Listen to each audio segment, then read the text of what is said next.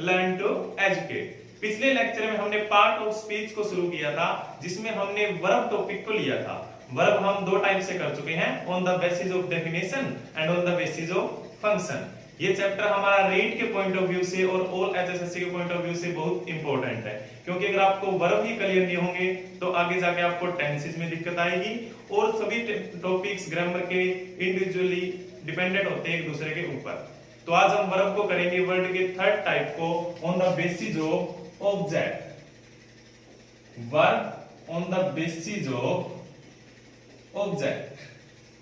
आज हम वर्ब को हमने दो में, जैसे मैंने बताया, दो बेस पे हम डिवाइड कर चुके हैं। पहले ही on the basis of definition and on the basis of function. आज हम on the basis of object कर रहे हैं, जो बहुत ही मोस्ट इंपोर्टेंट है आपका, ट्रांजिटिव और इंट्रांजिटिव। दो टाइप की होती है verb on the basis of object. The one is transitive verb and the other is intransitive verb। जैसे ही मैंने आज तक देखा है, बच्चों को सबसे ज्यादा प्रॉब्लम अगर वर्ब में कहीं आती है तो वो ट्रांजिटिव वर्ब और इंट्रांजिटिव वर्ब में भी आती है। आप ये सब पहले भी हिंदी में ऑलरेडी पढ़ चुके हैं। ट्रांजिटिव वर्ब को सकर्मक क्रिया कहा जाता है और इंट्रांजिटिव वर्ब को अकर्मक क्रिया।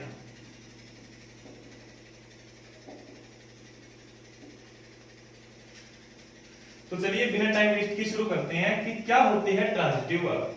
जैसा कि आप नेम से ही क्लियर हो रहा है, आप देख पा रहे हैं transit. Transit means the transfer of something. इसमें ट्रांजिट होता है मींस ट्रांसफर होता है एक्शन का। एक्शन का ट्रांसफर होता है, ट्रांसफर ऑफ एक्शन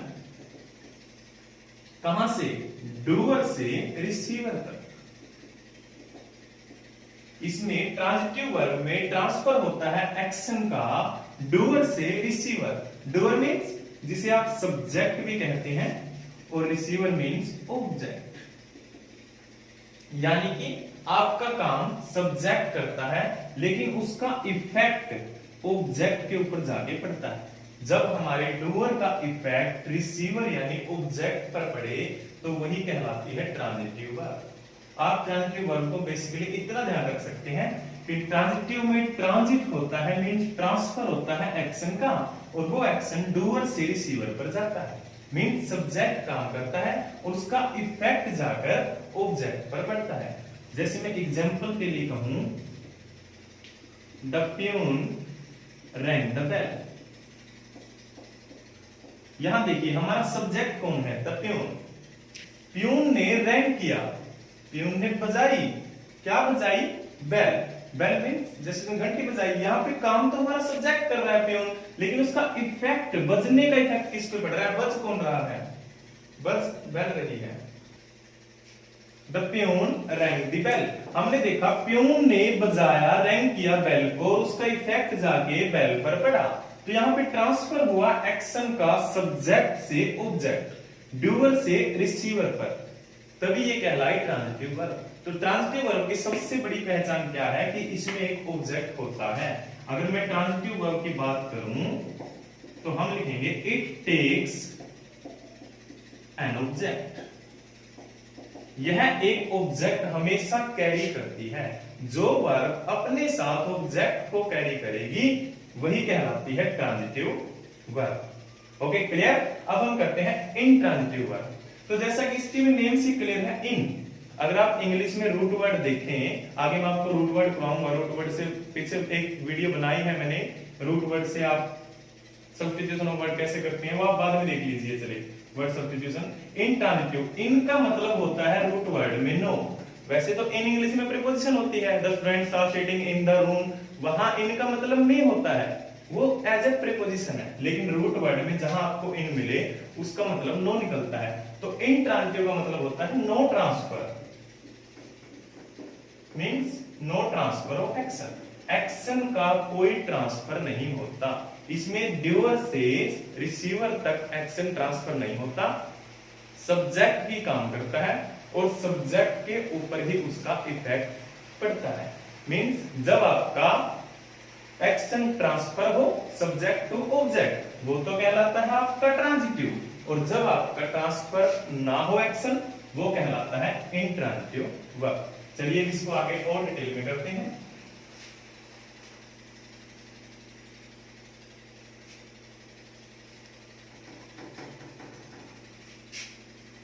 तो फ्रेंड्स, जैसा कि मैंने आपको बताया कि किसी भी वर्ब को ट्रांजिटिव बनने के लिए ऑब्जेक्ट को कैरी करना पड़ता है, वो एक ऑब्जेक्ट हमेशा लेता है। अब आप देखेंगे कि ऑब्जेक्ट भी दो तरह से लिए जाते हैं, एक तो होता है वर्ब का ऑब्जेक्ट और एक होता है प्रेपोजिशन का ऑब्जेक्ट।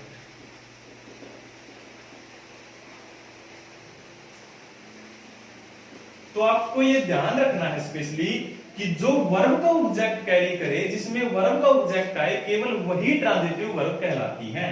अगर प्रेपोजिशन का ऑब्जेक्ट है तो उसे हम ट्रांजिटिव वर्ब नहीं कहेंगे, वो इंट्रांजिटिव वर्ब कहलाएगी। यानी ट्रांजिटिव वर्ब बनने के लिए हमेशा ऑब्जेक्ट लेना चाहिए वर्ब का। वर्ब का ऑब्जेक्ट होना कंपलसरी है। अगर प्रेपोजिशन का ऑब्जेक्ट कैरी करती है तो उसे हम ट्रांजिटिव नहीं मानेंगे।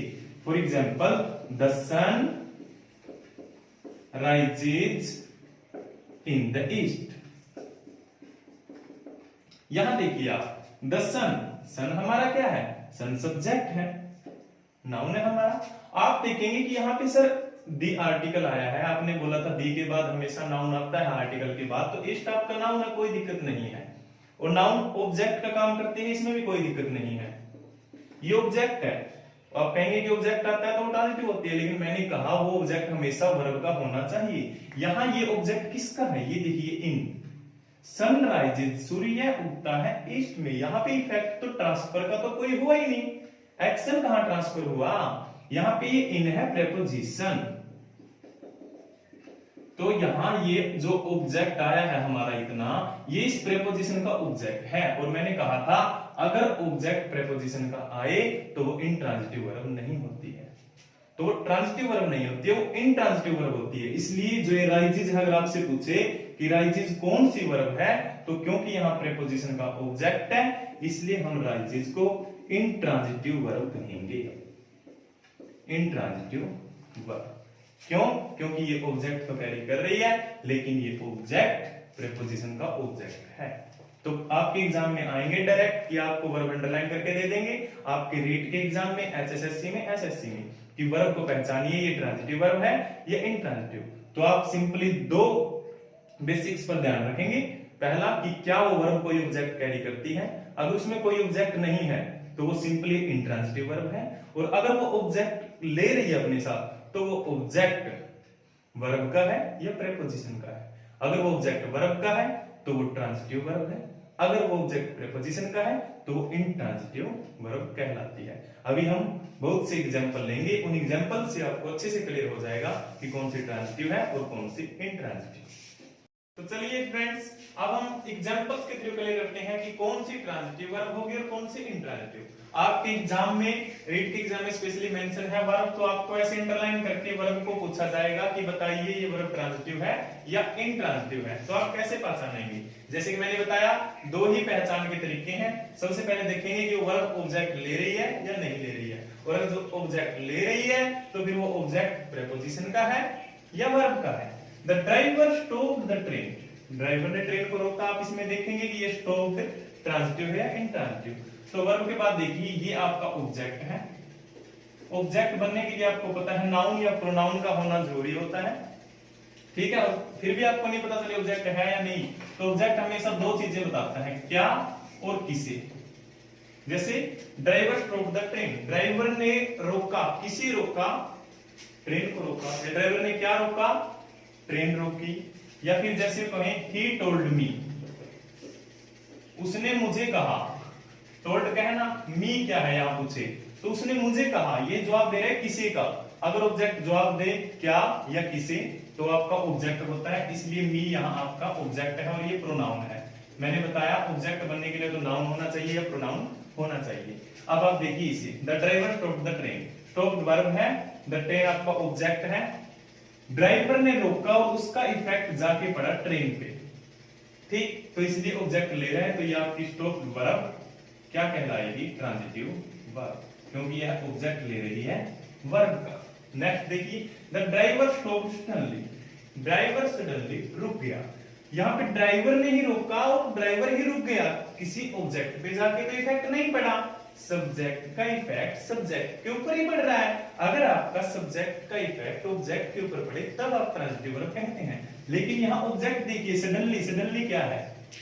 सडनली ये आपकी स्टॉप्ड वर्ब है। इस वर्ब के बारे में बता रही है कि वो रुक गया। कैसे रुक गया? अचानक से रुक गया, तो इसलिए सडनली आपकी एडवर्ब है। और मैंने कहा था ऑब्जेक्ट तो बनने के लिए तो नाउन होगा या प्रोनाउन होगा, ये तो कुछ भी नहीं, ये तो एडवर्ब है, इसलिए ऑब्जेक्ट नहीं होगा।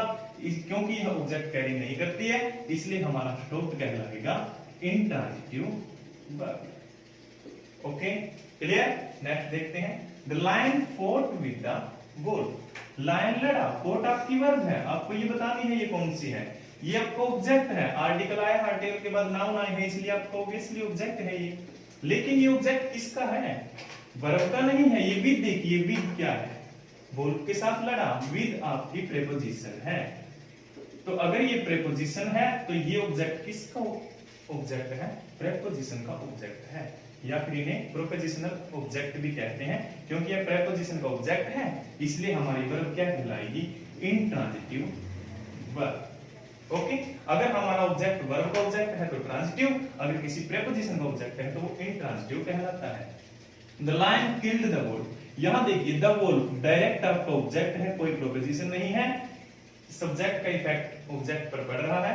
शेर ने मारा, किसे मारा? वुल्फ को, इसलिए ये ऑब्जेक्ट है। डायरेक्ट ऑब्जेक्ट आ रहा है तो आपकी किल्ड वर्ब क्या कहलाएगी? Transitive verb. किल्ड आपकी क्या हुई? Transitive verb. ऐसे ही the lion fought bravely. Lion bravely लड़ा। ब्रेवली क्या है? ब्रेवली इस फोर्ट के बारे में बता रहा है, इसे मॉडिफाई कर रहा है, तो ब्रेवली आपका एडवर्ब हुआ। और जब आपकी एडवर्ब ऑब्जेक्ट के रूप में आए तो उसे ऑब्जेक्ट नहीं मानते, क्योंकि ऑब्जेक्ट तो हमारा या नाउन होगा या प्रोनाउन। यहाँ ये ऑब्जेक्ट कैरी ही नहीं करता, इसलिए डायरेक्ट आपकी फोर्ट कौन सी वर्ब हुई? Intransitive verb. Okay, last one, he went to school. वह स्कूल में गया। यहां देखिए, स्कूल आपका नाउन है, जगह का नाम है, ऑब्वियसली ऑब्जेक्ट है। लेकिन कैसा ऑब्जेक्ट है? टू क्या है? टू आपकी प्रेपोजिशन है, इसलिए ये ऑब्जेक्ट प्रेपोजिशन का ऑब्जेक्ट है और इसलिए यह बनेगा इंट्रांजिटिव वर्ब। यह आपकी वेंट। क्यों? क्योंकि ये ऑब्जेक्ट प्रेपोजिशन का ऑब्जेक्ट है और प्रेपोजिशनल ऑब्जेक्ट हमारे ट्रांजिटिव वर्ब नहीं बनाते हैं, वो इंट्रांजिटिव वर्ब बनाते हैं। तो ये हुआ हमारा intransitive verb, went. Okay friends, clear? जिसको अभी भी कंफ्यूजन हो वो केवल इतना याद रख सकता है कि इंट्रांजिटिव वर्ब की पैसिव वॉइस नहीं बनती है। अगर आप पैसिव वॉइस आपको बनानी आती है तो आप याद रखेंगे इंट्रांजिटिव वर्ब की पैसिव वॉइस नहीं बनती है। क्यों? क्योंकि इंट्रांजिटिव वर्ब में ऑब्जेक्ट ही नहीं होता है और पैसिव वॉइस बनाने के लिए तो आपको ऑब्जेक्ट की जरूरत पड़ती है। आप अगर नहीं कर पा रहे हैं तो पैसिव वॉइस बना के देख लेंगे, बन रही है तो वो ट्रांजिटिव वर्ब है, नहीं तो वो इंट्रांजिटिव वर्ब है। नहीं तो सिंपल सा फंडा आप लगाएंगे कि जिसके साथ वर्ब ऑब्जेक्ट का है वो ट्रांजिटिव वर्ब है, जो प्रेपोजिशन का ऑब्जेक्ट रखती है वो इंट्रांजिटिव वर्ब कहलाती है। कुछ वर्ड्स कीवर्ड देता हूं मैं, परमिट, टोल्ड, ऑर्डर, अलाउ। ये आपके जब भी किसी सेंटेंस में आए ये ऑलवेज ट्रांजिटिव वर्ब कहलाती है। क्यों? क्योंकि परमिट भी आप किसी और को करते हैं, ऑब्जेक्ट की जरूरत पड़ती है इनके लिए। टोल्ड उसने बताया किसी और को, ऐसे ही ऑर्डर आप किसी और को देते हैं और ऐसे ही अलो, अलो भी आप किसी और को करते हैं। तो ये चारों वर्ड जब कभी भी किसी सेंटेंस में आए वो हमेशा ट्रांजिटिव वर्ब में आते हैं। इस तरह से आप पहचानेंगे कौन सी ट्रांजिटिव है, कौन सी इंट्रांजिटिव है। ओके, तो आप ये भी बता दूंगा कि हमारी 8 पार्ट ऑफ स्पीच में केवल 3 ही ऐसे पार्ट ऑफ स्पीच हैं जिनकी सिंगुलर और प्लूरल फॉर्म बनती है। हमारे टोटल 8 पार्ट ऑफ स्पीच होते हैं, उनमें से केवल नाउन, प्रोनाउन और वर्ब, ये 3 ऐसे हैं जिनकी सिंगुलर और प्लूरल फॉर्म बनाई जाती है। जैसे कि आपको नाउन की पता है, बॉय, बॉय से आपका बॉयज बन जाता है। प्रोनाउन ही से आपका दे बन जाता है। और वर्ब जैसे गो सिंगुलर, गो प्लूरल। नाउन में आप एस या आईईएस लगा के प्लूरल बनाते हैं। नाउन, प्रोनाउन क्या होता है? जो जो काम नाउन करती है सेम सभी काम प्रोनाउन करते हैं, इसलिए इनको प्रोनाउन कहते हैं क्योंकि ये नाउन के ही काम करते हैं। और वर्ब आपको सिंपल एक बात याद रखनी है कि नाउन में तो एस लगा के प्लूरल बनाए जाते हैं और वर्ब में एस लगा के सिंगुलर बनाए जाते हैं। यहाँ से एस हटा दिया जाता है और वो प्लूरल बन जाता है। ये हमारा वर्ब का टॉपिक था जो हमने कंप्लीट किया, जिसमें कल हमने प्रीवियस लेक्चर में वर्ब को on the basis of definition and function divide किया था, और आज हमने मोस्ट इंपोर्टेंट टॉपिक कवर किया जो था on the basis of function transitive verb, intransitive verb. ऐसे ही हम complete syllabus 1 by 1 part of speech के 8 पार्ट्स को बिल्कुल बेसिक जीरो लेवल से डिटेल में कवर करेंगे। आप सभी देखते रहिए, सपोर्ट करते रहिए। Thank you friends, thank you so much.